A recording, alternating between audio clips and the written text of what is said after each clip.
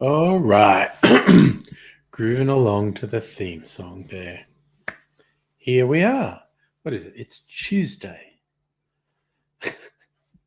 Thanks to working from home, I have to remind myself about 4 times a day what day of the week it is. Tuesday. Yes. And as I said in the name of this one, I was looking at what happened on this day. It was 50 years ago today that the last astronauts walked on the moon. I see in the chat, Heine, before I went live, we can fly, but can we land with Musk's Starship? No, Musk's Starship is theoretical. And I had this rant the other time. Elon Musk is a fucking liar and a charlatan and a con man. I was talking about NASA's plan to return a crewed mission to the moon. And hello, Lee. And from way back, Dr. Abigail said, oh God, what's happening on my desk? Sorry. Apparently performing and listening to Beethoven's ninth, especially Ode to Joy, is a common Christmas New Year tradition in Japan. There you go. We hear, that doesn't sound particularly wacky. It's like, okay, sure. But we hear a lot of things about wacky Japan. I often think it's like, I don't know that we can actually trust that story. Like, the story of a Japanese department store getting confused about Christmas and having a window display of Santa being nailed to a crucifix. Heine, okay, I'm not 100% sure, but I think you are wrong. I think there is the NASA plan and the SpaceX plan, and I believe they're different. Like NASA just fired their thing around. I think that was, meant to be a test run for a crewed mission to the moon. But we are on the internet, so I can look it up. The one thing I can say unequivocally, definitely 100% true, SpaceX's Starship is purely theoretical. It doesn't exist, and it's horseshit until it does exist. Is NASA using SpaceX for Artemis? That's right. That's the NASA program. Artemis.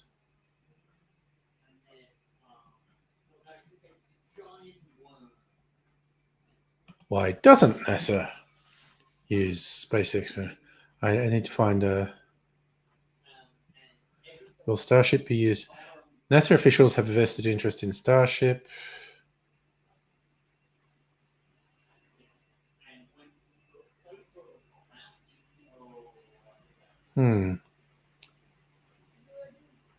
Okay, now here we go. So I think you're on the right track, Heine.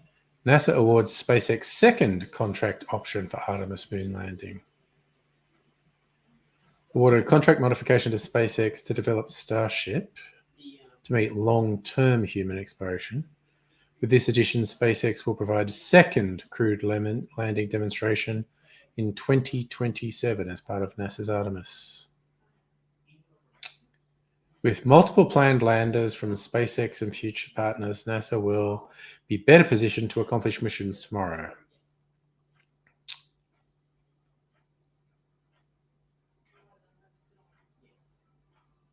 NASA originally selected SpaceX to develop a human landing system variant of Starship to land next Americans on the moon under Artemis, which will mark humanity's first return to the lunar surface in more than 50 years. Agency is pursuing 2 parallel paths for human lunar landers developed according to NASA's sustained requirements to increase the competitive pool of capable industry providers. Existing contract with SpaceX and another solicitation released earlier this year. So you're right, Heine. Hi, Zahn.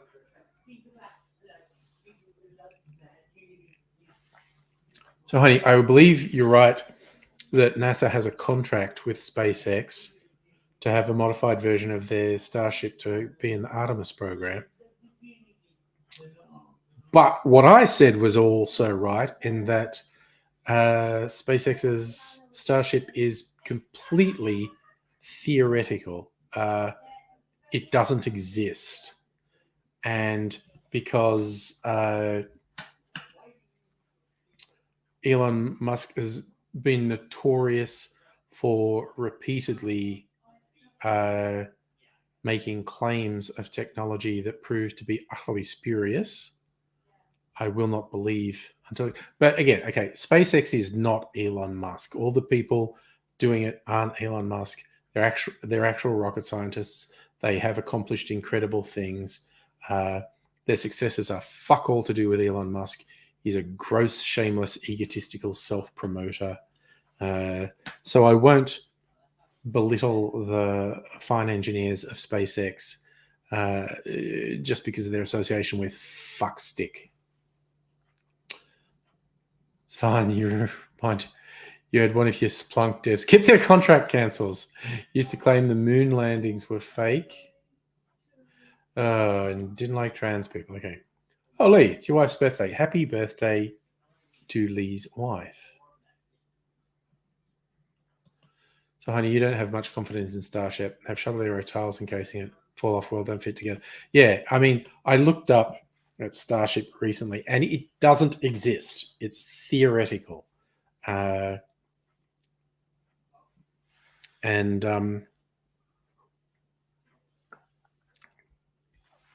as such, it's not real until it's real. So there's no way I would say, oh yes, NASA's going to use Starship to land on the moon. NASA hopes they can use SpaceX's technology to land on the moon. It's just not real yet. So, and by the way, thoroughly enjoying my latest clarified cocktail. Oh God, it's fine. That's Christmas works drink. I worked in a place a few years ago where they had like an absolute zero alcohol rule. Like you couldn't have a drink at lunch. You couldn't, if you were doing a farewell for someone, you weren't allowed to drink alcohol. If you did, it was like, don't go back to the office. Turns out it was because some years previous at the work Christmas party, the CEO got drunk and got really handsy. And there's more than one settlement came out of that. And yes, the CEO went bye-byes for groping women at the staff Christmas party. And so as a safeguard after that, they introduced this zero tolerance rule. And someone did get knocked off while I was there. I mean, I didn't witness it. I just sort of heard on a Friday afternoon or such and such. And it was like a mid-level manager. It wasn't a grunt. It wasn't a very senior manager. It's like a mid-level manager. He just, got packed up and sent out the door. Apparently, a Friday lunchtime might have been a farewell for someone. Had a couple of drinkies and then went into a meeting after that lunch.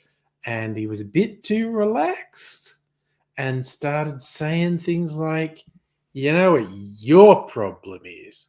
Your dent. It became kind of obvious that he was drunk and he was insulting people in the meeting. And he got packed up and shown the door. So, yeah, Christmas works drink can be, or just work drinks can be dangerous. But, yeah, Christmas seems particularly risky. I'm having a work Christmas thing tomorrow. Not drinks, it's during the day. Lee. Depending how big you pour the glasses, that can be a fuck ton of alcohol. See, a glass is such an imprecise thing. The actual legal definition, as for service in a bar in Australia for a glass of wine, it is a certain measure. I forget how many mils it is, but if people pouring their own wine, they can easily pour 2 or 3 times that volume, depending on the glass they're pouring it into. And so sometimes, so like a glass of wine, I think is a standard drink. But that's sometimes with people pouring themselves glasses of wine, each glass can be 2 or even 3 standard drinks. So it can be very dangerous, that not knowing how much you are drinking. And it's why, I mean, when you make cocktails, well, there's 2 reasons I don't free pour cocktails. One is successful cocktail recipes have been worked out quite meticulously. And if you put too much or too little of one of the elements, you can throw the whole thing out of balance and have a much lesser quality drink. The second reason I don't free pour is I actually like to know how much alcohol I'm drinking. And if you're free pouring, it's very hard, bordering on impossible, to know how much alcohol you're drinking. So that's my thinking. Actually, well, depending how quickly you drank them as well. 4 glasses in an hour is very different to 4 glasses in 4 hours. So, and you hate bars that have measuring vessels? You mean like my jigger that I make? If they're making cocktails, they should be measuring each ingredient. And in fact, even just mixed drinks, or even just, straight up, Scotch on the rocks type stuff, under responsible service of alcohol rules, they are required to measure. There are those auto things. You often see the bottles that are upside down and they've got a little thing. Oh, this is to pour wine.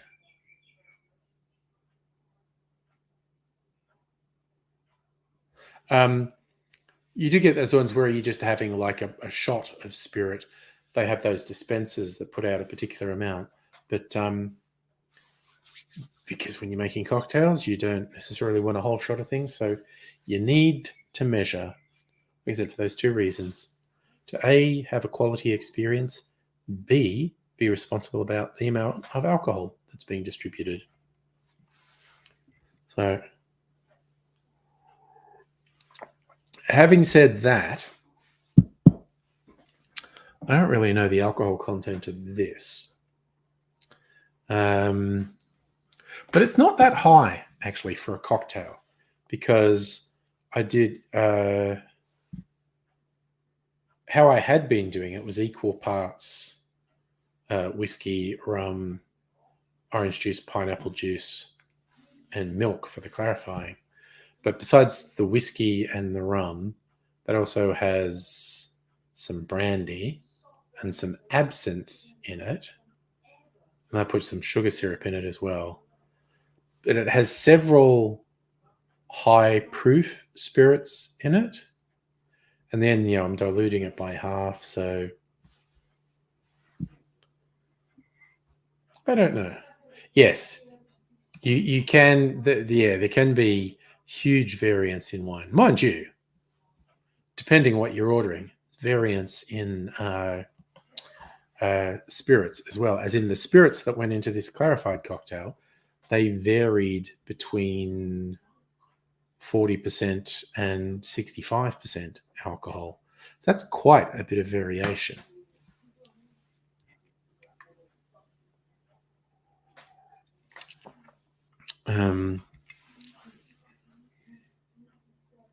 So yeah, around 40% is the most common alcohol content for spirits, but it's not universal. I've got this weird twinge of a headache. Obviously not from drinking, because I just had one comparatively low alcohol beverage. I need to have some water, maybe a headache tablet. It's not bad, but I don't want it to get bad, so I'm going to take a headache tablet and hope it makes the headache go away. You get some peeing ASMR while I pour this.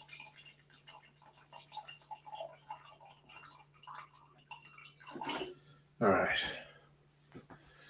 Some water, because I'm responsible, but also have headache tablets on my work desk, because work be like that.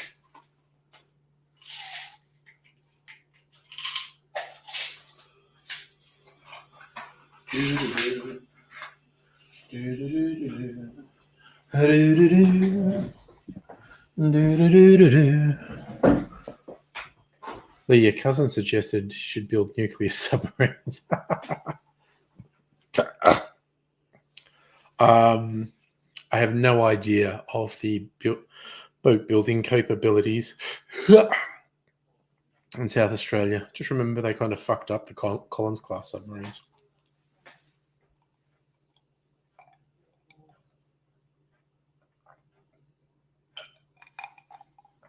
Oh, goodness me.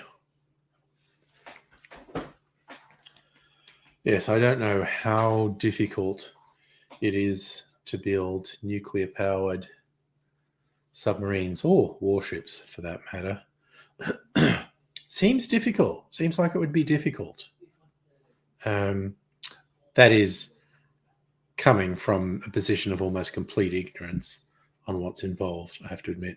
Hey, Justin, how you going?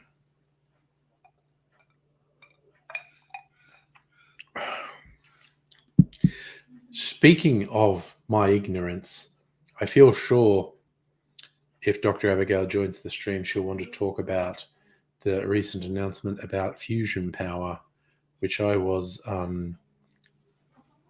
poo-pooing. I was poo-pooing fusion power. And I still reserve judgment on this announcement because, press releases, can you trust them? I don't know. So, what am I doing here? We're going to see if there's anything else interesting in the news.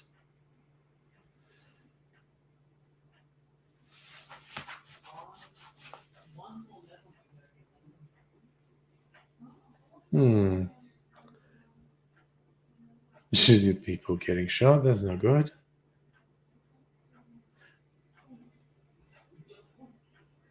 They sing free songs by the seashore on Elwood's singing walking trail. Okay, that sounds a bit weird. Aussie stars X-rated Tinder profile revealed. Oh god, that's trashy. I need to know who that is. I bet I don't know who it is. But I've never heard of them. Influencer. Michaela Tester.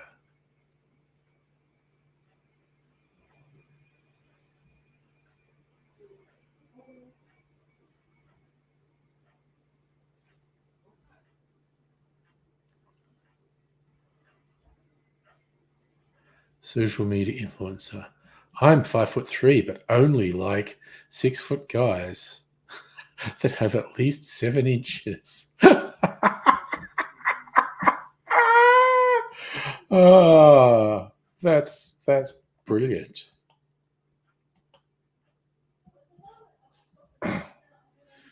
So Lee, sorry, Justin, you had to write to a 12-year-old who wrote to your minister. Oh, I hope you were nice to them. Yes, so I imagine it is complicated managing atmosphere in a sub. They even had chemical candles they burned at O2. I'm not sure that there was problems with the atmosphere in the Collins class. This is going back quite a few years ago now. I believe the problem was they were too noisy. So yeah, you wouldn't want to be trying to use them in a combat situation because apparently they were so noisy, you'd be detected from ages away. Not that we get involved in any conflicts that way. Jesus. We're not short on depressing stories in the news, are we? Yeah. Sam Bankman-Fried got arrested. That will probably be because of all that fraud what he done. Arrested in the Bahamas a day before he was due to appear at House Committee hearing on the collapse of his cryptocurrency exchange.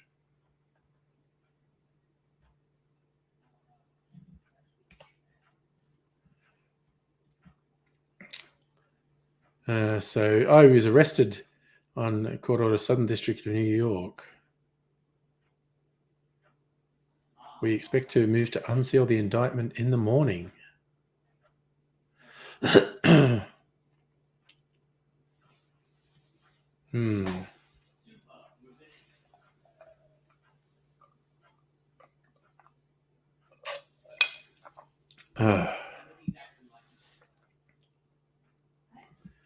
Honestly, what a fucking scammer. Hey, Dr. Abigail, how are you doing?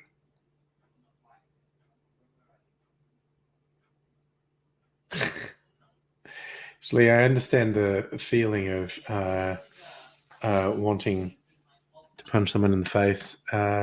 It's not that productive, but I understand the feeling. Yes, Justin. A kid that's writing politicians might become a politician. That's true. Oh God, no! The cops in Queensland was now maybe the cops might take right wing extremists seriously since they done them murders. Seems like they're just the frighteningly stereotypical far right conspiracy fuckwits who amassed a lot of guns and shot and killed some cops and their neighbor. So fucked up. Oh yes, Dr. Abigail's got something to show off. Ua matron. Let's do that. I'm always keen to get if you get new things in the mail.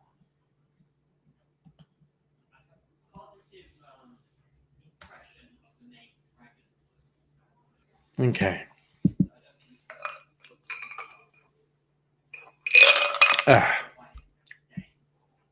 Yes, please. Safest not to say much if you think you might be on the border of defamation. You don't want dickheads to have any ammunition against you.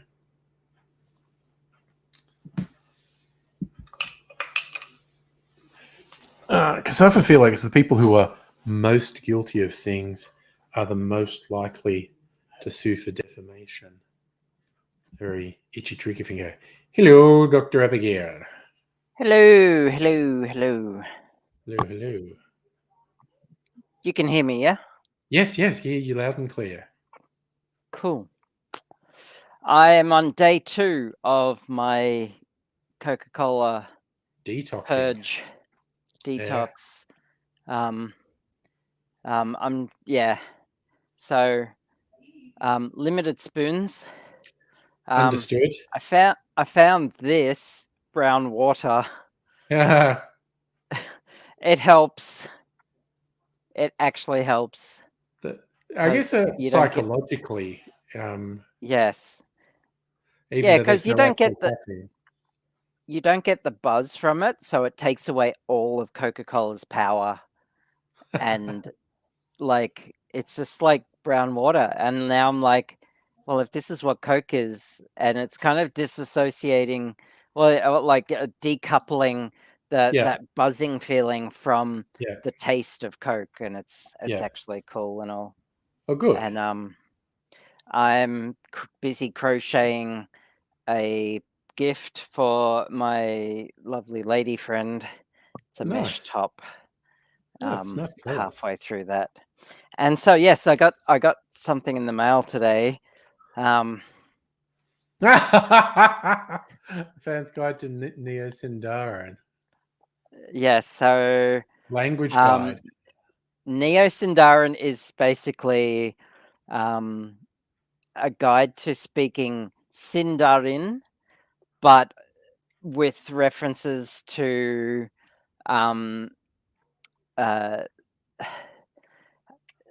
work people have done on the language since Tolkien has passed. Okay. Which is take it or leave it. You know, there's like languages evolve and people can have different well, there's different not so much interpretations, but based on scholarly writings of Tolkien's works and his treatments of the language. People have made certain interpretations on the language, and it's there's concepts in Sindarin that don't exist in English, like plural mutations that actually change letters in words based on if they're plural or not. Pronouns are almost non-existent, things like that. So yeah. So yeah, that's why I bought this book, because it's a minefield of different interpretations out there. So like I just got it today. I read the first chapter already, and it's just already helping. Oh, good. So yeah, sounds very interesting. Yes. So yeah. Did you catch that article I posted? I know you mentioned something about nuclear fusion power a couple of weeks ago. Bella, yes. Go away. And I posted like, because we had a minor disagreement about the state of the yes, science. about where we are with fusion. Yes. Yeah, and you made the purely hyperbolic comment that it hasn't advanced since the 50s. I said they've been saying we'll have it within 5 years since the 50s, and that statement is correct. Well, this latest research, this latest breakthrough, and I'll paraphrase what the article actually said. They've made a breakthrough in it. It's a different technology of fusion. It uses like a massive pulse of laser light. They use like a 2 gigawatt laser. It's like a massive That sounds pulse. like a big laser. It's the biggest laser in the world, basically. There you go. On a hydrogen pellet. Yeah. Which I don't know how you get a pellet of a gas, but they're clever but people. They got things. 2.5 gigawatts of power out of it, which is more power than they put into it. And so, and they've done it once, and they still have to sift through the data. So there's the huge caveats to it, like it's going to be soon. So no one's claiming it's going to be 5 years, and no one said fusion power in 5 years for a while. I'm speaking in general terms. People have been promoting it as something that would happen in the near future since the 50s. People have been researching it. People have been researching a lot of things in the hopes that it'll happen sooner rather than later. But to say that, like, to be completely pessimistic about it, I think is unfair. Not being completely pessimistic. I'm just based on this research, this is a major breakthrough. Even if it's just this one time, To be optimistic, they're looking at like a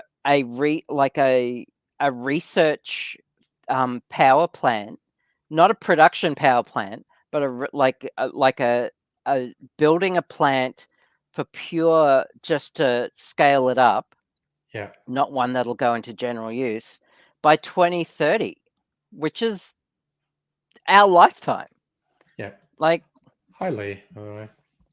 And so that's not even 5 years. Lolo Drix, we're talking about nuclear fusion power. Yes, nuclear fusion power. So exciting. They're being conservative still. Like, ever since the cold fusion hype in the 80s and 90s that everyone fell for, yes, scientists have been remarkably conservative about their estimate. They learnt the hard way since then. And no one's made bold claims about nuclear fusion since. Okay. That's an inaccurate use of language. Nobody's made bold claims about. Well, I mean, you're saying you believe there are core scientists working on serious developments.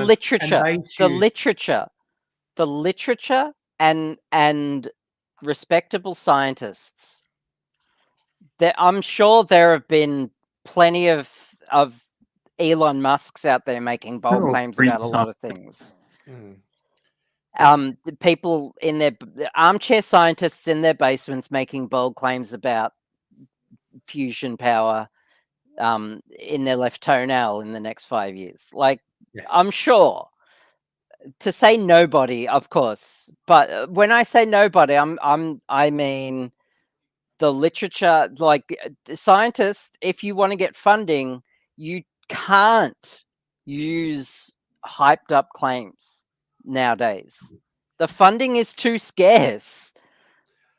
Like, well, it's just, that's how academia works now, and you have to work at big. Okay, so this research came out of the US government. That's the only, like, these are the only places that can do these big research projects nowadays. That's feasible. Like, this is the Department of Energy.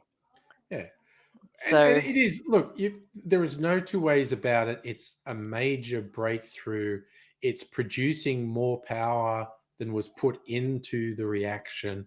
It is a major milestone. What comes from it is who knows, and how soon anything comes from it is who knows. Who knows, yes. And also, yes, Zvan, I think you hit the nail on the head. Armchair scientists, aka journalists, yes, and politicians. And that's why science writers and science journalists, aka armchair scientists.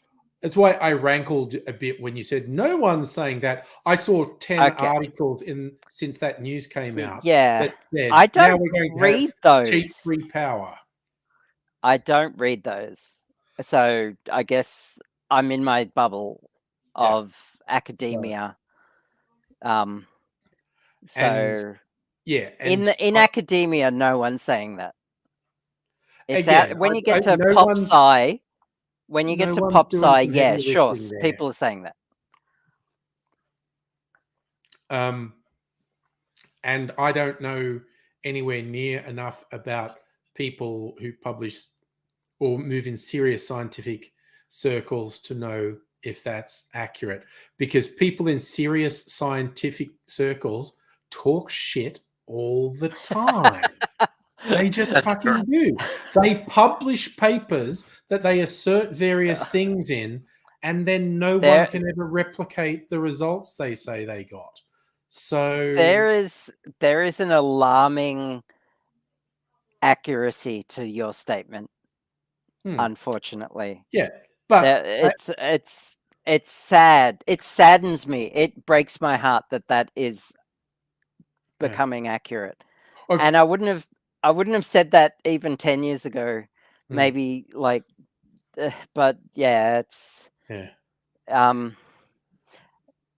there are whole journals dedicated to bullshit.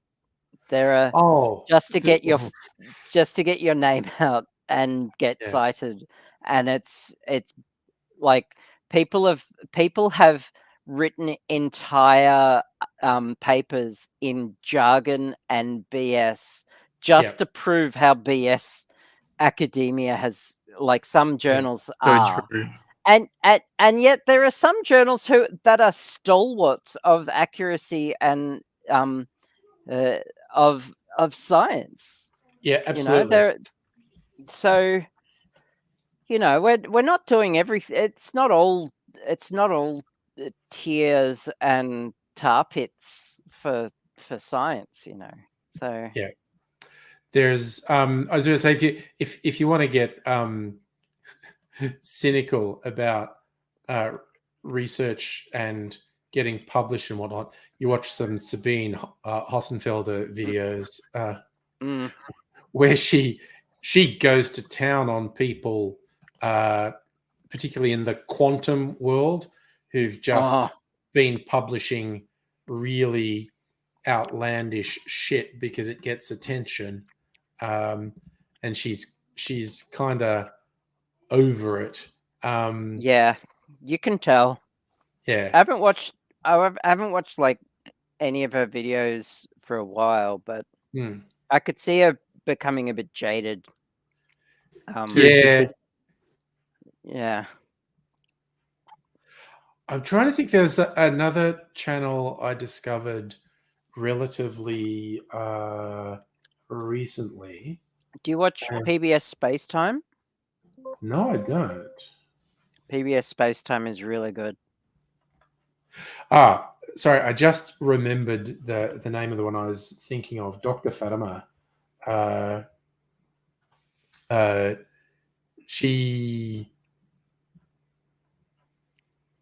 is, I think her doctorate's in astronomy and whatnot, and she's a very good communicator, and she's only just like recently started the channel. I think she's only got like 6 videos,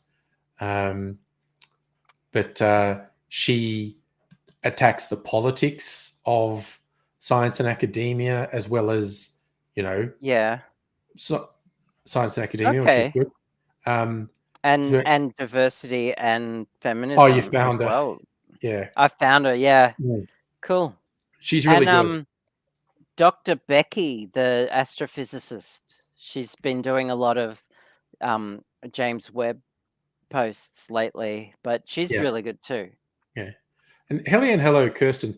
And yes, I see what you're seeing with the lights with Lee. That's got to do with the type of light he has and the frame rate of his webcam, because a lot of lights give us LED lights.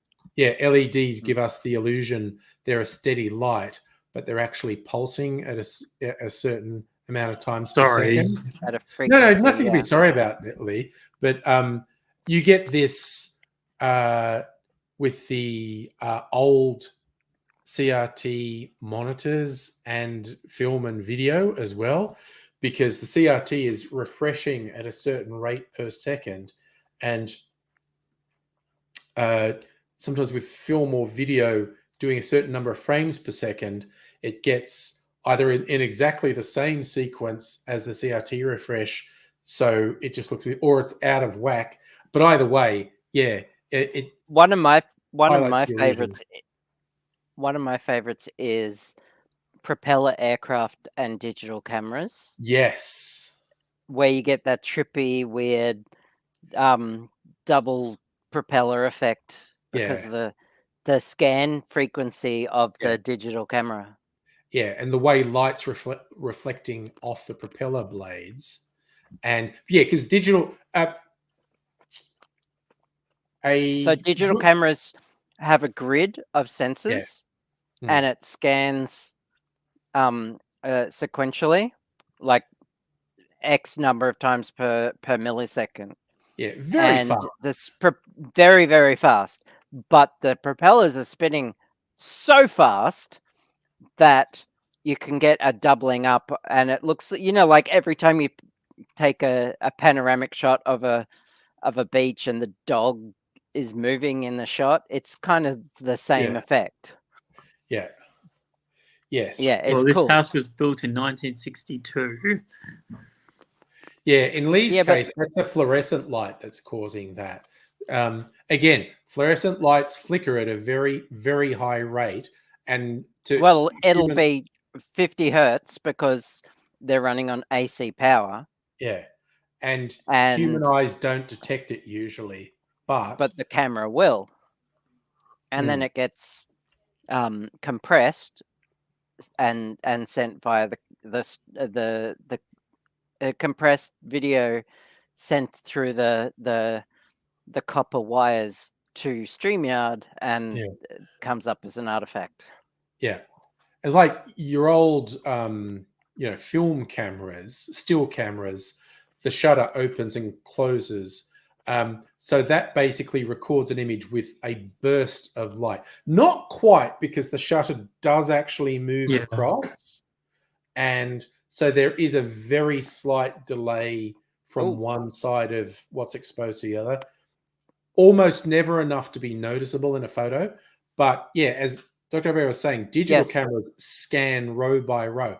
They do it very, very, very fast, but because time is different at the top of the picture as opposed to the bottom of the picture, if something's moving very fast, you'll create that. Even some people have freaked themselves out when they were taking a selfie with a mirror and their eyes are open, but their eyes are closed in the mirror. And that's because it's a lateral scan thing. And it's just that because blinks happen very fast. And people get tripped the fuck out and think their mirror's haunted or something. Yeah. So Swan makes a good point. It's why his studio lights are $700 and not $10. Yes. And Kirsten apparently has some news. Kirsten, loving news. I hope it's moving to Melbourne because we miss you. We do. And failing that, alcohol-related news, hopefully, so... Yes, please tell us news. I'm always keen for news. News is good. Yeah. It's moving. Ooh. It's moving. Ah. Speaking of which, I bought some moving boxes today too. Right. The Barossa. Where's that? Oh, that's the wine country in New South. No, that's to South Australia. Barossa is South Australia. South Australia. So cool. Yes. I'm sorry. The Hunter Valley is the wine growing in New South Wales. The bloody Yarra Valley, Healesville area is the big wine, although it's fucking all over in Victoria. But yeah, the Barossa famously. Well, it's got to be. It's got to be better than Sydney. Sydney sucks. Yeah. Yeah. Famously, as the Germans moved there and started growing wine grapes. Yes, Svan, as an alcoholic, knows Barossa. Yeah, that was probably the first wine growing area in Australia. Barossa, as in Barossa Valley? Yes. It's the first wine growing area in Australia to get serious credibility, I think. I think so. Yeah. And Kirsten's going to South Australia to point at people who make wine. So there you go. That's good.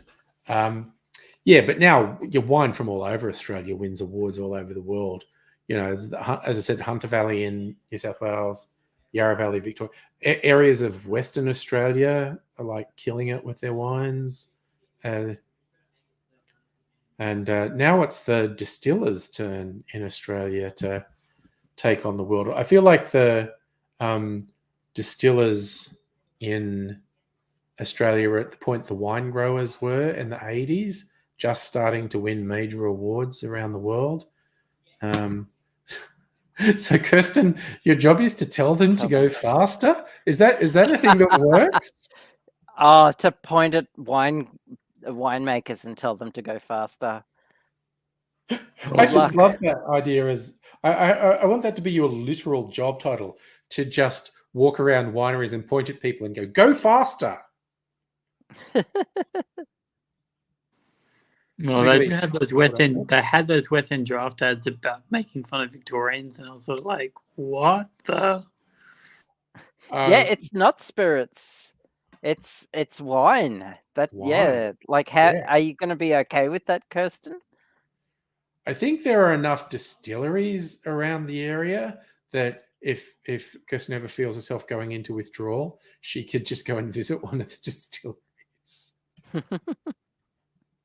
And yes, Vard, it is true. And New Zealand as well as Australia punch above their weight in wine, which can really upset snobs in Europe, which is always a hoot. Yeah, that's always fun. Yeah, and yeah, now it's spirits are doing it. Makers from all over Australia are winning global awards. If there's anything I love doing, I enjoy doing, is putting snobs in their place. Yeah, just laughing at them is good. I was one. Yeah, they use the term "new world." Yeah. And that gets applied to some spirits as well, for that matter. There's a particular style of gin people tend to refer to as New World. Well, I have a decent collection of wines in my pantry, aging nicely. Nice. I've got none. So, anything you might want to contribute, Kirsten, will be much appreciated. I love that. Kirsten's job title is planner. I plan to make this, so you must do it. I like that. I mean, that sounds accurate. Yeah, I feel like that's your forte, Kirsten, making people get their shit together.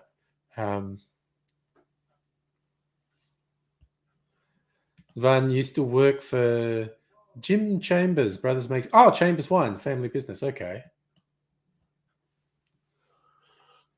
There are a lot of family businesses in the wine world, and then they all get sort of bought. Kirsten's going to nudge wink. There you go. Maybe it's all right. I like fruity wines. Oh, now I won't have the inside track on what's happening in Archie Rose anymore. I'll have to learn to live with that. I'll have to learn to live with it. Oh, I got some butter out of the fridge because there's a recipe I was going to make, hot buttered rum. I don't think I will do it tonight because I'm really ahead in the videos I'm making. I might save that for Thursday night or something. Nice. Although I might make myself an old fashioned. What would I make? Is there a whiskey I have not used in a while? There's the thing that happens. You have so many of them. You go, oh wait, I haven't used that one in ages. Oh, fun news! Archie Rose Fundamentals Gin on special. Dan Murphy's. $45. Holy shit! Okay, I'm going to. I guess I'm going to Dan Murphy's. Yeah, I was about to say. I think I'm in the city tomorrow.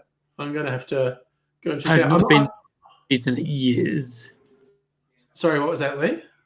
I've not been there in a very long time. Oh, I haven't been there in at least days. What, the city? That's long enough. No, Dan. I thought we were just talking about Dan Murphy's. Sorry. I'm okay. I'm still deciding which. Actually, you know what? I haven't. Hiding down the corner here. I haven't used the Tawny Starward for ages, so I think I'll use it to make an old-fashioned. Still be on the inside for a while. Sorry, it's also one of my favorite. I guess it's a meme, or because it was a real event that happened during the early days of COVID, and I still go for it if I'm ever stressed.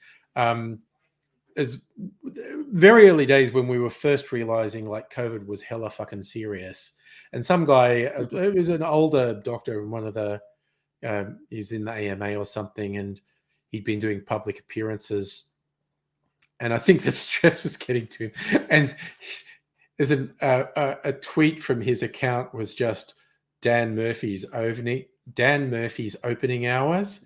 It's like, oh, bless him. He's an old boomer, and he thought it was I Google. remember that. Yeah. He thought it was Google, and he typed Dan Murphy's opening hours into Twitter. So if I'm ever feeling stressed, I always just type into Twitter Dan Murphy's opening hours. And it's a classic. if you know type of thing. But yeah, there was a classic moment. It's pretty funny. I told a certain friend to avoid social media for a bit because she's in a mental health facility, and I think I've not seen her on social media since. So I'm actually happy about that. Most people social should media probably avoid it. Sucks. Most people should probably avoid it. Especially Twitter, it can be so vile. Twitter's fairly awful. Twitter's gone from worst to worst, really. Yeah. It has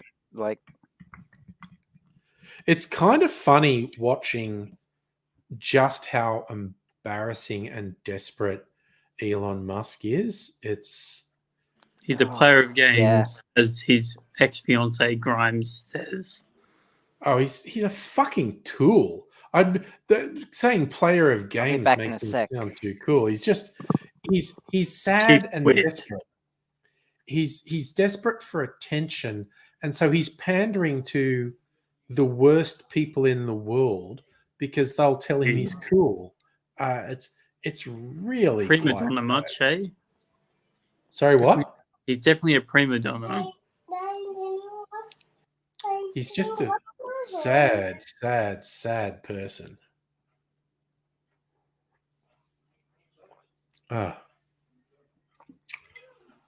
Ooh, that's got a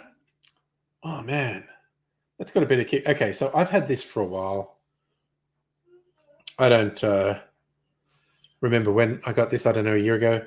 So this is Starwoods single malt. Was put in a barrel in 2015 and bottled this year. Okay, so I bought it sometime this year because it was only bottled this year. So it's aged for 7 years. Tawny, that's what they call port in Australia now because the EU made rules a few years ago. You could only call your fortified wine port if it came from specific areas, which is Portugal and parts of Spain, I think. So Australian winemakers who'd been making port had to rename it, and they renamed it Tawny. And then the EU said, like, no, sherry is from these regions of Spain. You can't call it sherry unless it's from there. So then the Australian winemakers who'd been selling sherry for ages had to rename that, and they called that Apera. But yeah, so this in Starwood Tawny was aged in barrels that had Tawny. Hey, little one, how you doing? Yeah. Hello. You're hanging out with Dad. No, he's not shy. He's all right. All right. Coming in to say hello, that's always nice. Yeah. Sorry, Lee? I noticed that when a certain person was on the screen, he wants to punch it. I'm not going to say who that person is because defamation of character is a real thing. Yeah. And it's in regards to a friend of mine as well, who he did something to a friend of mine and it's really screwed up, but I'm not going to say anything more. No, that's probably wise. As you say, some people get a bit funny about it. Yeah, Americans, eh? Megaleech, you posted cocktail on the Discord. What did you post? Let me see. I'm going to load the Discord up. Ooh, a pink grapefruit gin fizz. That sounds really good. Oh, and sorry, I didn't see the puppy pictures until now. Zvan. They are very cute. Oh, that's all good. Sorry, I was looking away from the screen. Hey, how you doing? It does sound good. Oh, good. I'm glad you're good. It's nice to see you. That does sound good, Megaleech, honestly. Again, on the Discord, I did post some stuff from Saturday night, date night with Mrs. Angry.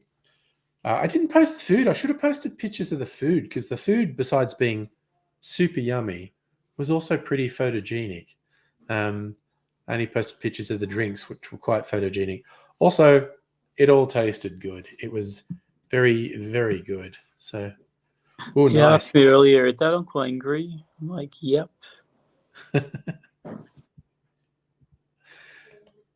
Kirsten, pink grapefruit fan. Yeah, well, again, are you on my Discord, Kirsten? You see a Megaleech's drink. It actually looks quite good.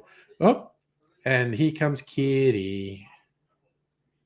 Hello, Kitty. Oh, hello, Kitty.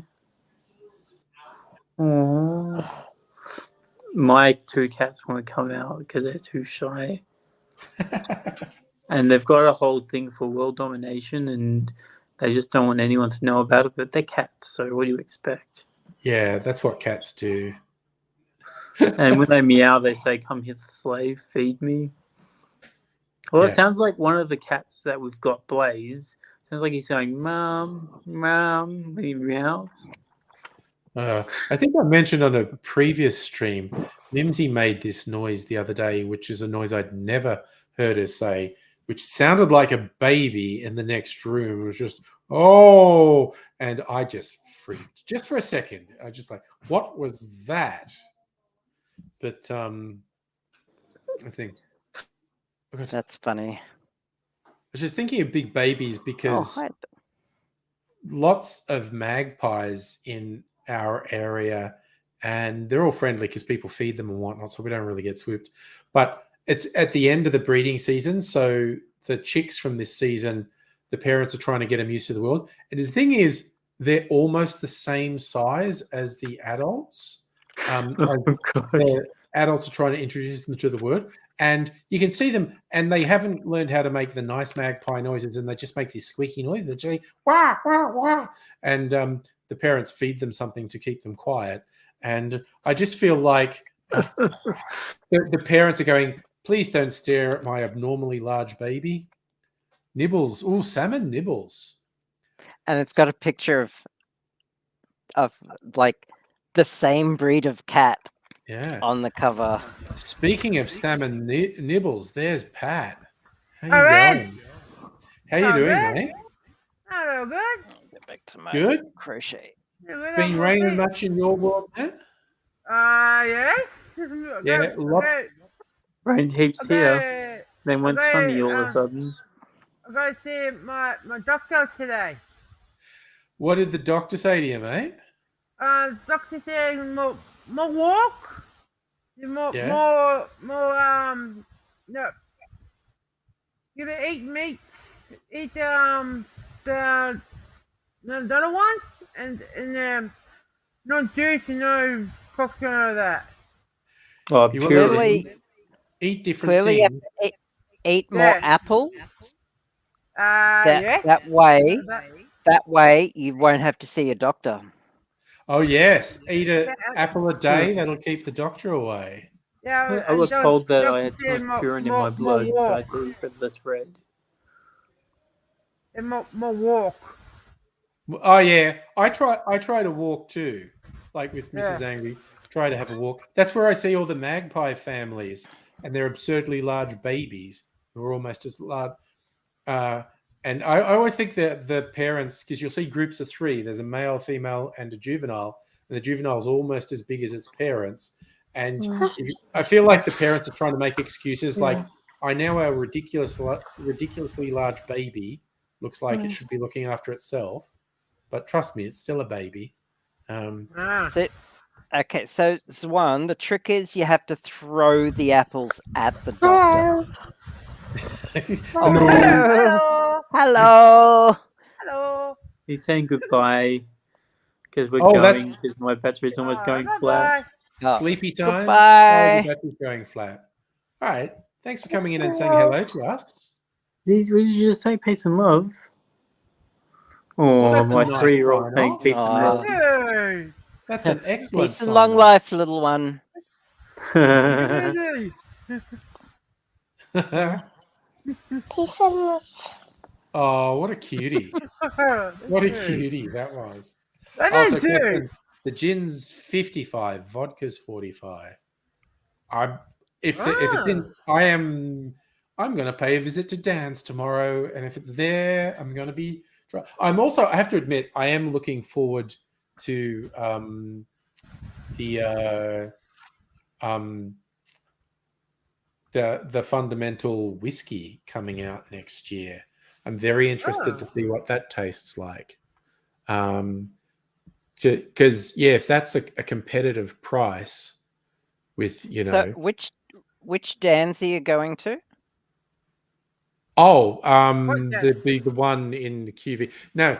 Oh, actually, you know what we should do? Because I just noticed, like, when I went and had lunch with you recently, Tramway By as a place.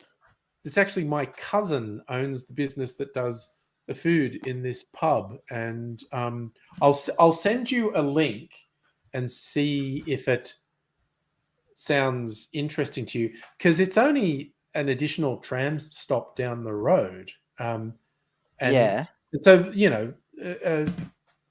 I'll send you a link. See if you're interested in going there. Sure. But yes. So, sorry, you're asking me what dance. I'm probably going to go because I actually have a bunch of stuff on at work tomorrow. So I'll probably just go to the one in QV. There's one in QV. Is that there downstairs next to the it's the Woolworths and the Big W? Yeah, it's one level up. The Woolworths and Big W are right at the bottom, and one level up. Dan Murphy's is next to the Office Works, which honestly, that's where you get everything you need for the office. There's an Office Works at QV? Big Office Works, and they have 3D printers. Hey, I don't know. What?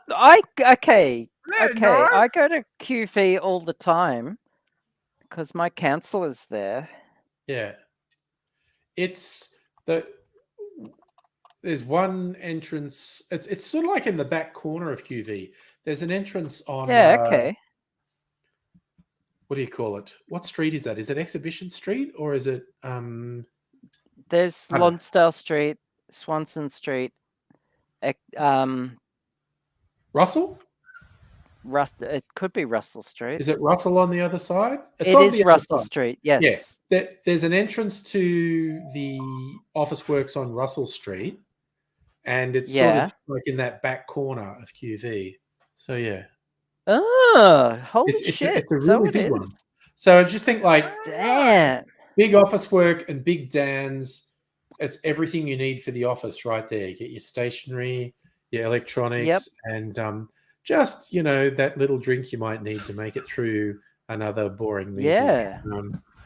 All your office needs catered to. Well, I'll be damned. Yeah. Yeah, your cat. I know. Your cat. Whose cat? Mine or Dr. Abigail's? Yours. Mine? She's not around tonight. I don't know. She might have been miffed because I was cooking dinner tonight and she wouldn't stay away.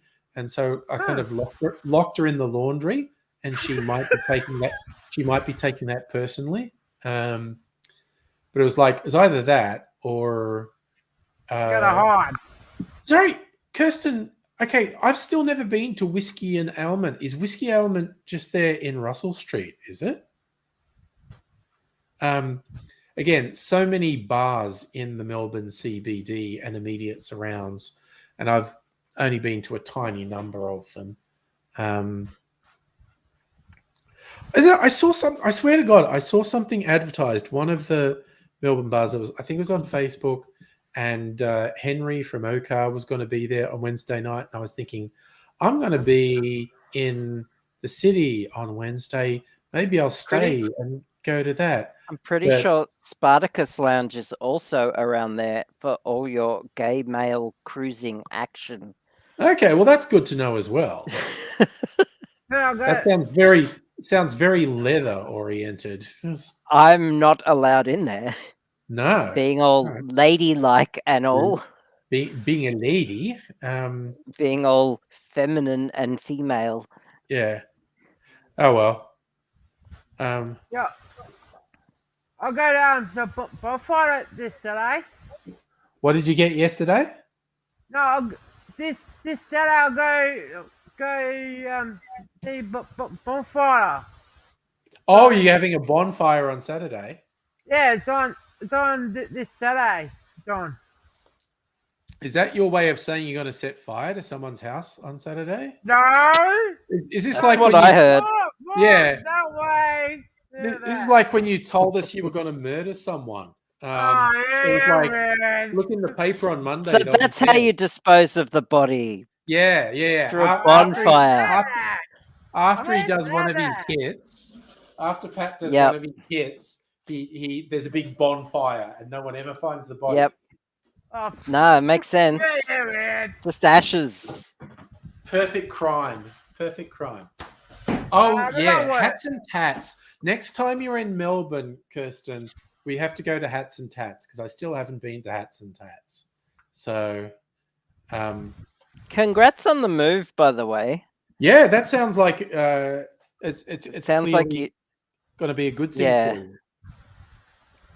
because Sydney sucks ass. Yeah, I'm not a huge fan. I lived there for 10 Only years. that it takes a certain type of person to enjoy and be successful living in Sydney, An and arsehole. and yeah, like I have friends who I have a friend who lives in Sydney, and they're actually really nice and friendly, and I don't know how they do it. They're in theater. They do theater, and they're very artistic. They like they're in the arts scene. So, and they're not an arsehole by any means. So Yeah. I don't know how they cope, but they grew up in Bathurst and moved to Sydney, and I'm like, why would you do that? Like, Again, for the arts job, yeah. yeah, like as if Melbourne's art scene is like nothing. Yeah. It's very I mean, it was the running joke when it was way back in the 90s when I was still in Sydney. You'd hear these things about Melbourne wins most livable city in the world. And that sounds so lame. That sounds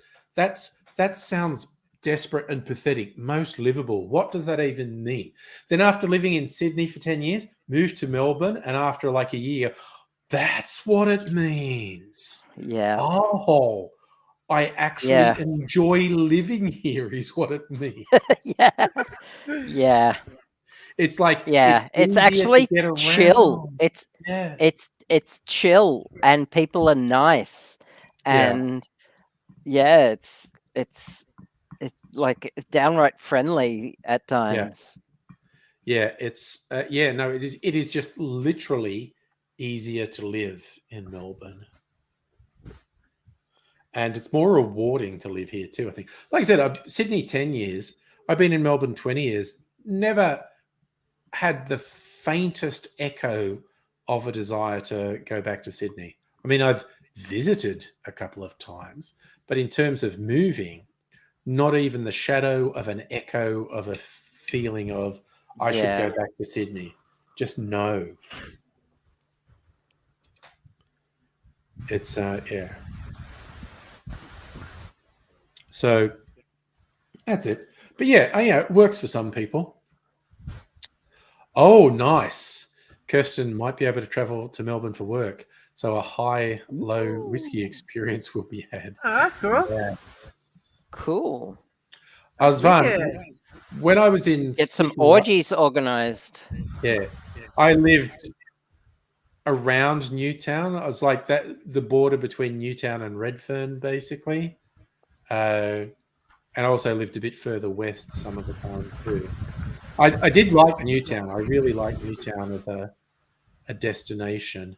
Apparently, Newtown really thrived when they put in those over-the-top liquor licensing laws in the CBD of Sydney, because Newtown was far enough out to not be affected by them. So when they managed to kill all the Sydney nightlife, a decent chunk of the nightlife moved to Newtown. Cool. But I spent quite a bit of time in Newtown when I lived in Sydney. I did like that area. But it is. It's just it doesn't really compare, I don't think, Melbourne and Sydney. It's just like, oof.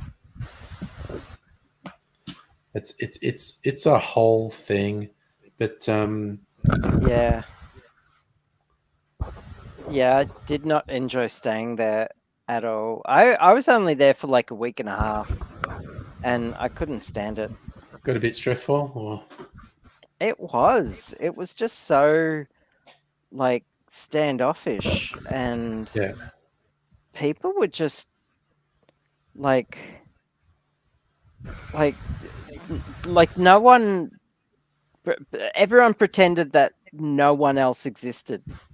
And everyone was in such a rush to get to wherever they were going without any consideration for anyone else. And this is public transport. And like at shops, like you'd get people who like people treated just like wait staff and hospitality staff like robots, and the friendly people were like homeless people. I kid you not, they were the friendliest people ever. And I hung out with there was this massive bridge under Central Station where a heap of homeless people were hanging out, and I hung out there. I bought them meals and shit and just hung out. Cops thought I was homeless until I said, no, I'm staying in this hotel down the road. I showed them my license, said I was from out of town, and they said, okay, well, you should move along. And I'm like, just went around the corner and came back. I love this one from Kirsten. Husband calls whiskey and ailment, then hats and tats, a high-low evening. You go to a fancy quiet bar, hats, whiskey and ailment, then a loud raucous dive bar, hats and tats. Highbrow and lowbrow evening all rolled up into one. But they do phenomenal fashions. Well, I'm sold. I really need to go back to the Gin Palace. Yes, that is a great venue. And next time I go there, I plan to be more sober than that time. Because I have been there one time since. My sister and her husband were visiting, and we caught up with them in the city, had dinner in a place called Trinket, which is a nice cafe that also does nice drinks. And then I said, okay, we should go on, because we're just around the corner from Gin Palace. And I was basically saying, last time I went there, I think I ordered a martini, and I don't remember it, which is a crime because I bet they make a good martini. I think they were drunk. Yeah, no, I fell asleep, Pat. That was the whole thing that was happening. So you fell over. Yeah, not good. You were so messy. That was pretty messy. But I was Mrs. Angry got a dirty martini, and I got a dry martini with a twist of lemon, and it was actually really good, sort of swapping tastes, because while on one level they're the same drink, they were so different that getting the contrast between the two was really nice. But yes, so my suspicion was right. Silly drink too much, Angry. Missed. You're not drunk. Missed the good night. And so I went there when I was not so messy, and it was like, oh yes, this is a good drink. I knew it would be. And like, oh. So, Zwan, New South Wales cops are some of the most corrupt cops in the world, so I wasn't going to mess with them. No, you just yeah. nod and smile. And hey there, Strictly Sega as well. Oh god, and Queensland cops are just so untrustworthy. I'll be back in a sec. Yep. Okay. I still remember ages ago, like I was in my 20s and I was in Brisbane, and I had like my spiky hair, but it's not that outrageous. It's the way I looked in all my old YouTube videos, just with the short hair. And it's like nothing particularly outrageous. I was living in Sydney and I was walking through Brisbane, and these two coppers were walking towards, and they were huge, like big stereotype coppers. They were like 6'4". They were huge guys, and they were quite young. And I was walking towards them, and I felt like one of them nudged the other and sort of indicated me, and they started laughing. And I thought, don't be paranoid. They're not noticing you. They're not talking about you. And then when I got level with them, this one guy who's like, I don't know, 6 to 8 inches taller than me just goes, oh, nice haircut, mate. And I went, oh my God, they were looking at me. And I was like, oh. Just like these two monster coppers. It was like, oh no, what's wrong? And it's just like, so yeah, Queensland cops are a worry in a whole different way to New South Wales cops. I think the Queensland cops have a worse reputation for violence, I think, and the New South Wales cops maybe have a worse reputation for corruption. And I would hate to run into any cop who heard me saying this on a stream, but A, I'm not going to Queensland or New South Wales. B, I'm pretty sure I'm not the sort of live stream that coppers watch. I don't think they're going to get a lot of fulfillment out of watching me. Sorry, just noise down by my... Sorry, what's that? You bash cops, Pat? Is that what you said? No, I thought you kick cops in the head. That's what you say. Oh, okay. No, I didn't say that. Bold call, Pat. I mean, I don't want to get in your way. I didn't say that. Oh, look. Okay, but here's the thing. So you're right. It's not a state. It's and the problem sometimes it's across the force. Sometimes it's in particular stations or particular precincts. I have at various times been told really wild stories by coppers. Some here in Melbourne, some in Sydney.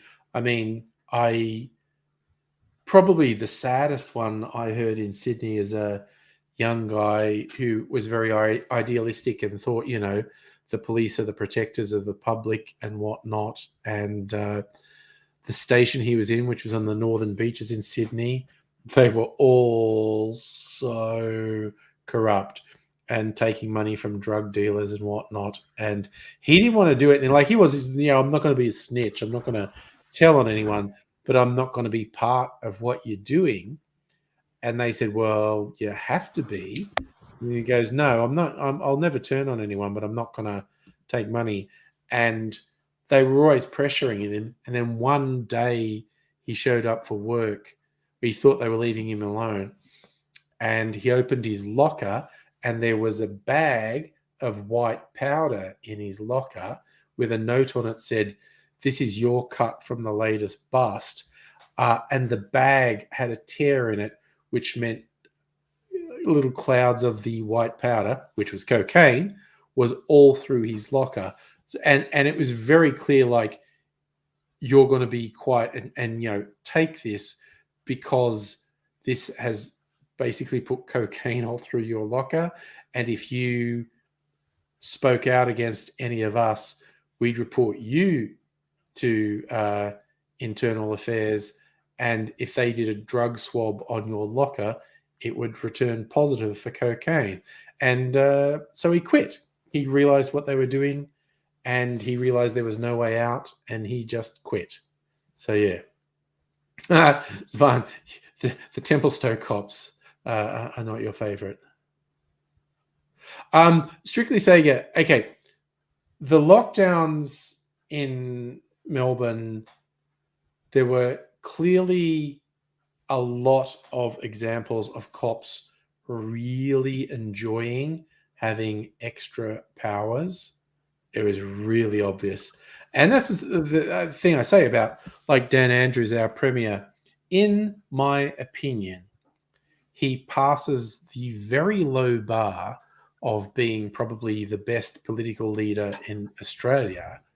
But he's never met a punitive measure he didn't like, and he fucking loves the cops. So, like when they were beating and arresting non-violent protesters, he was, and I'm not talking about COVID. I'm talking about pre-COVID, non-violent climate protesters being abused and beaten by cops. Dan Andrews was 100% on the side of the cops in those cases. So, yeah, just as a general rule, you get the vibe coppers really enjoy flexing their power over people. Just saying. Oh, yeah, Kirsten, we were talking about that a bit earlier. That shooting, and that shooting that involved someone from my hometown of Dubbo. The whole thing was set off by a missing persons report. Where a guy who's from Dubbo, and those people were from just the far right conspiracy crowd, and they'd stockpiled a bunch of guns and ammo. That is shaping up to be an awful thing. Yeah, no. Again, referring to violent and corrupt cops is not excusing fringe violent lunatics shooting people, not by any stretch of the imagination. And that's I wonder if this particular thing is going to make cops finally take right-wing extremists seriously. Dr. Abigail, do you need to retire for the evening? It seems like... Sorry, I think I'm having a panic attack. Okay, I'm going to talk about puppies and kittens and rainbows and dandelions. I just found I've got on my front window. Yeah. I've got like a security grate. Yeah. And I've been hearing the neighbors all afternoon. Yeah. And every Christmas, my neighbor, their dad comes back to stay for the Christmas season. Yeah. And he smokes, so he goes out into the corridor and smokes, and the cigarette smell wafts in, and it's unpleasant. Yeah, I get that. Yeah. Yeah, but I've been hearing noises, and my other neighbors on the other side moved out recently, so been hearing shit, and that's unpleasant enough, and it's the reason why I'm moving. Yeah. Because ever since what happened recently, I've been just fucking on edge over every little sound. But just now, I went to lock up everything, and I could hear noises. I thought it was the cat, but the security grate. I've got like a security grate, like one of those tough, like a security door, but over the window. Yeah. It was unlocked, Oh. so anyone could have just ripped it off.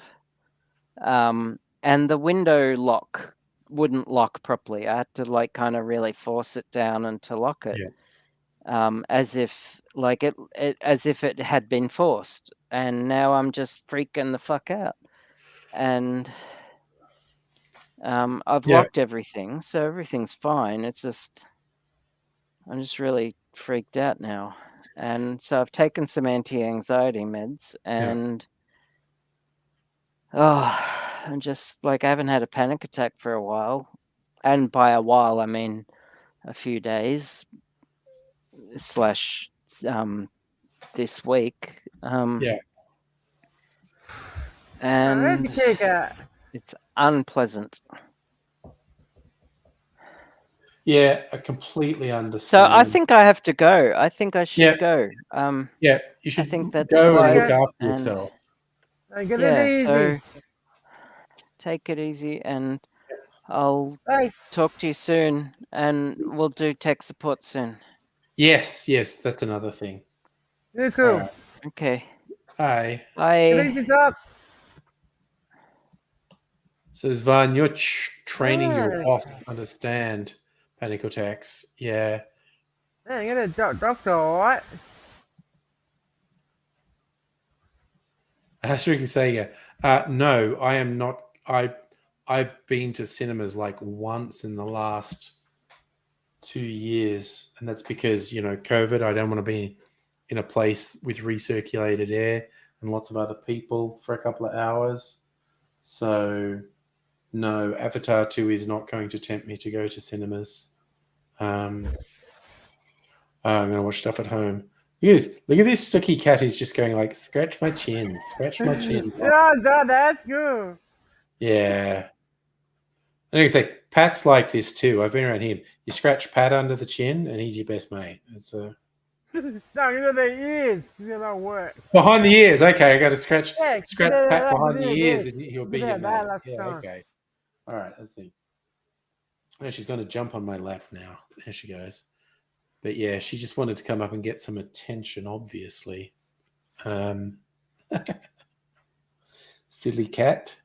And she's waiting for me to go to bed because as soon as I go to bed, she's like, okay, now I'm going to jump up and she'll either sleep next to me or sort of down by my feet or whatever. Because you just want people to be around you, don't you weird cat? So Zvanya had 11 bosses in 5 years. Holy cow. Oh, yeah. And places that don't understand disability, it fucking sucks. My workplace is actually pretty good. No, Pat, Heine, you're right. You have, I'm sure you've actually met Pat at a meetup. Used to come with Rob. Yep. Yeah. But yeah. So strictly say you go to the cinema a lot. Yeah, well, see, dude, I'm a little bit older as well. So, I mean, I've had COVID once and it was really mild. I just worry about the long-term effects. I don't know. I'd rather not get COVID again, quite honestly. There's too much scope for complications. So, who knows? So fancy movies like Avatar 2. I like to go to Gold Club. Yeah. I like to go to Gold Class when I go to the cinema. Fewer people for a start. And so smaller room, but so comparatively bigger screen and really sort of kick-ass sound as well.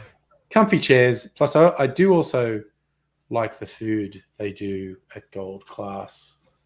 I haven't done it for, I think the last one I went to was June. So that tells you how long it's been since I've been to the cinema. I saw June in the cinema. I used to go quite often, like probably once a month at least, once or twice a month to the cinema, date nights with Mrs. Angry. But just being in a closed space with recirculated air, ugh. See, Gold Class, you hate for that. Okay, see, we're different. Svan goes to Gold Class, but yeah, and that's cool. Like you're wanting different things out of the cinema experience. That's fine. Oh, I get what you're saying. You hate the people delivering food. Okay. No, I get what you're saying there. But yeah, no, I like the whole Gold Class experience. But that's okay. We are different individuals, and that's what keeps the world interesting. The fact that it is full of different individuals. Oh, nice, Svan! You can have a drink and go to the cinema. It's literally across the road. I would often go like public transport. So places where I could have a drinky and go to the movies. It's a whole thing. Rock up in a dressing gown. I like that idea. It's kind of like the whole working from home thing. Is I get up, because I start my work day at 7:30 a.m. But I start. Oh, what are you doing there? Do you have to clean your headset there, Pat? What was that? No. So I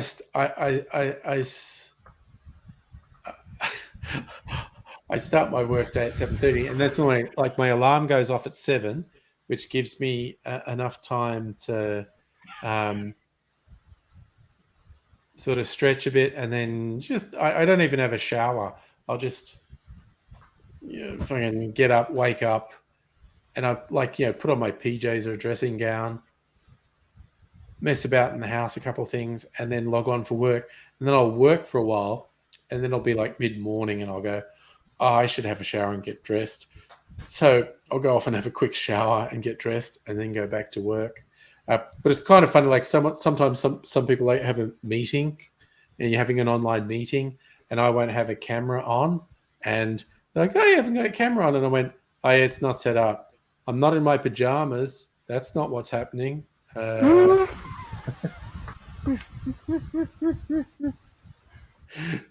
I was like, "You're not bad." No, it literally happened once. I was in a team meeting. And I was in a dressing, and it was winter, so I had my big sort of fluffy dressing gown on, and no one had their cameras on, and I accidentally clicked the thing that turned my camera on, which meant on everyone's screen was just full of me in my dressing gown, and it took me ages to live that down. And so it became a running joke. If I'm ever in a meeting and I don't have my camera on, I go, you don't have a camera? I go, well, I'm not in my pajamas. I know what you're thinking, but I'm not in my pajamas. That's not what's happening. And again, I don't know if you can see. So I'll do this. Okay.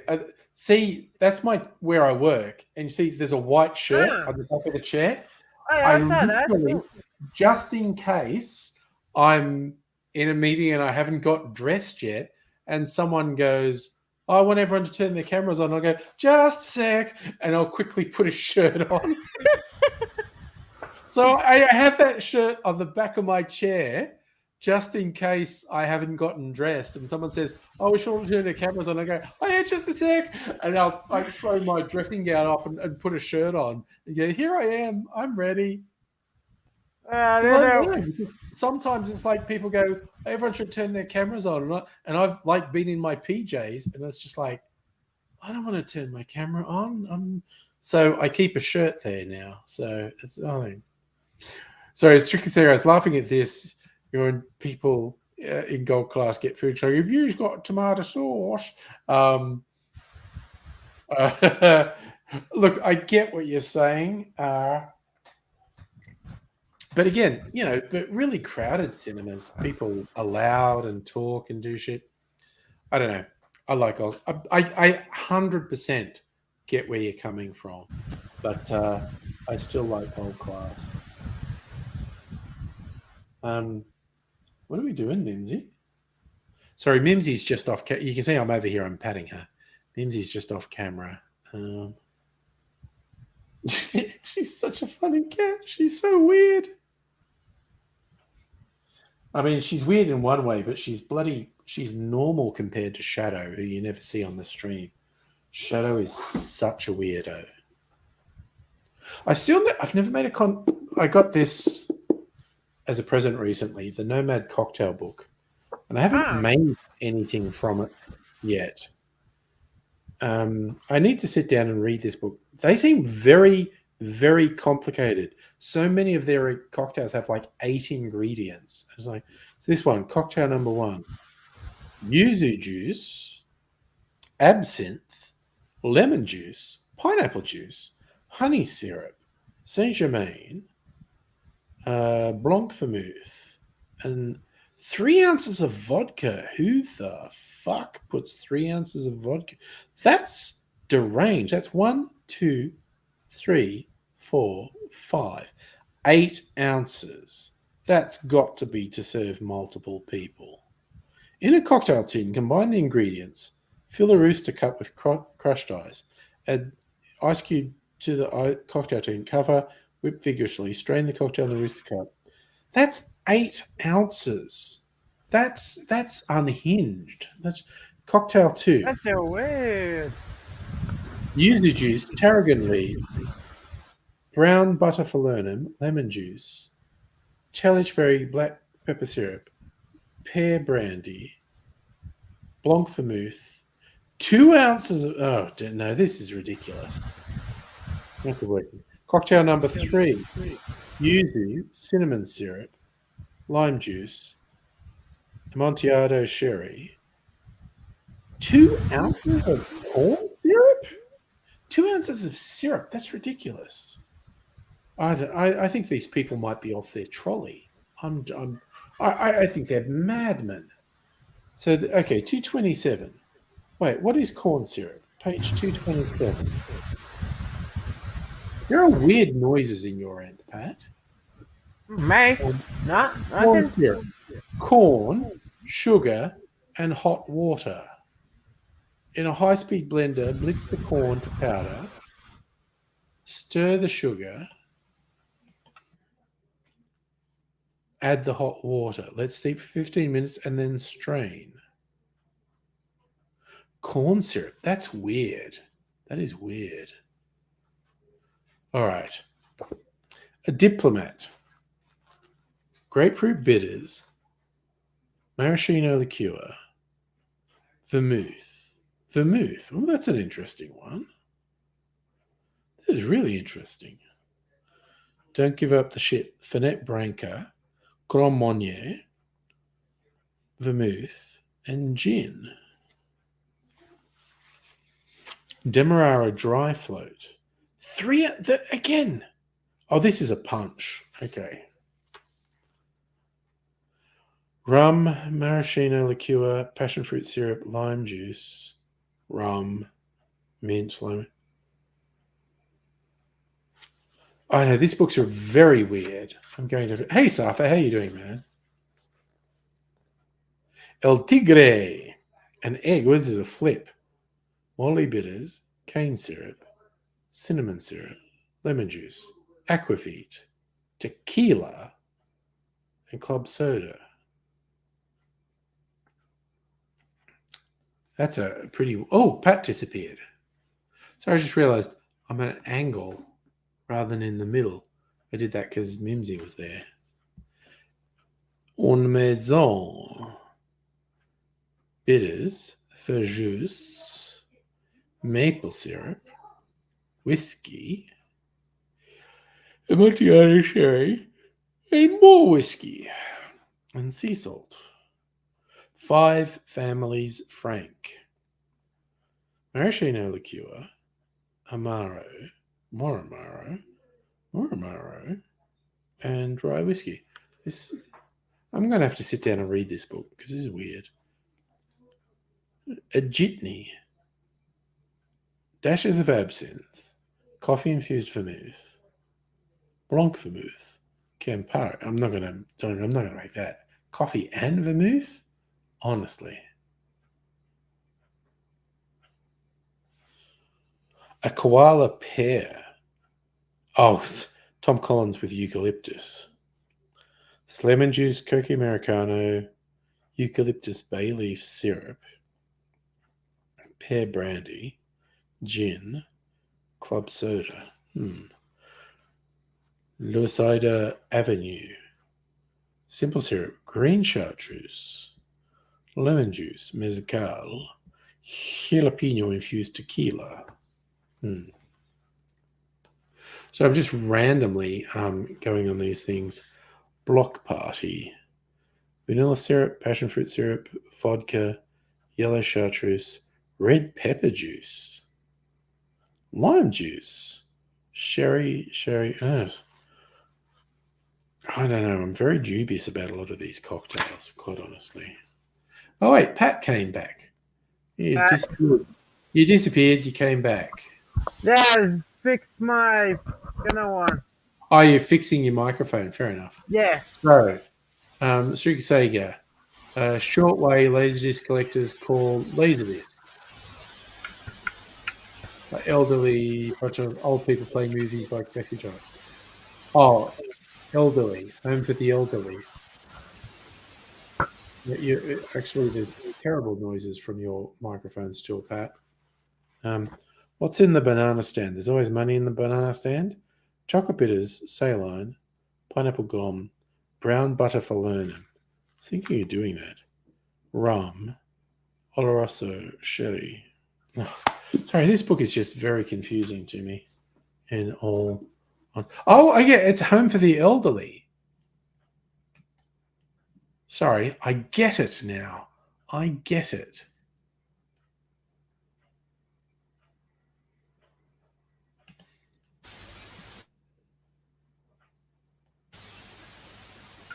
Yeah. There's a very weird noise, kind of like an air pump coming from you. No, mate, it's this. It's that. Okay. Actually, strictly Sega, I kind of like that. You're getting drunk one night trying to think of a funny name for the Laserdisc shop, and you came up with Home for the Elderly. That's actually pretty funny. But that noise is just not working. I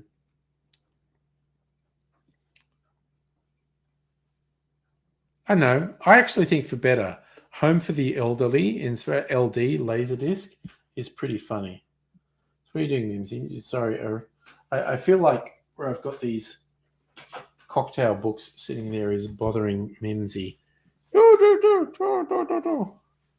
She's going to climb up on the desk. Don't climb up.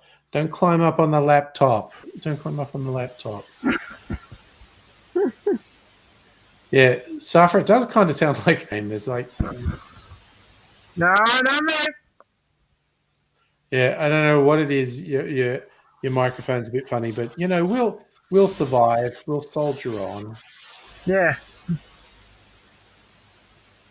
Oh, although I might.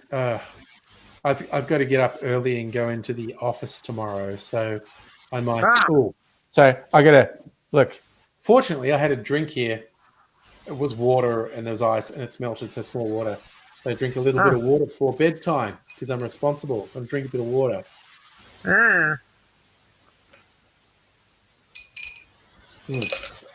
Oh, that's better. I'll then be irresponsible and get my bottle of whiskey and.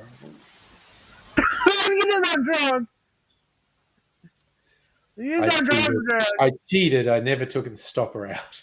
Yeah, I said that. But you can freak people out doing that. You just hold the top so they don't know the stopper's in, and just go. You can freak people out a bit doing that. Yeah, that is my dad. Yeah, it's kind of like you can make drinks different colors and whatnot. A fun one I did with the friends is like you make a drink with blue curacao, so the drink's blue, and then you get an empty Windex bottle and you rinse it all out so it's clean, and then you put this blue drink in, and you just walk down the street with a bottle of Windex, like with the label still on it, and just spray it into your mouth, just making people think you're drinking Windex as you walk down the street. It's fine. Yeah, vodka bottles make great water bottles, huh? It's fine. But it's more fun doing other things. Anyway, I am actually going to retire because I've got to organise a few things. I've got to get up early to go into the office tomorrow. Got it at work? Yeah, got to go to work. So Cool. See you later. I won't be on tomorrow night. Probably be on Thursday night. So see you then. I'm going to say bye for now.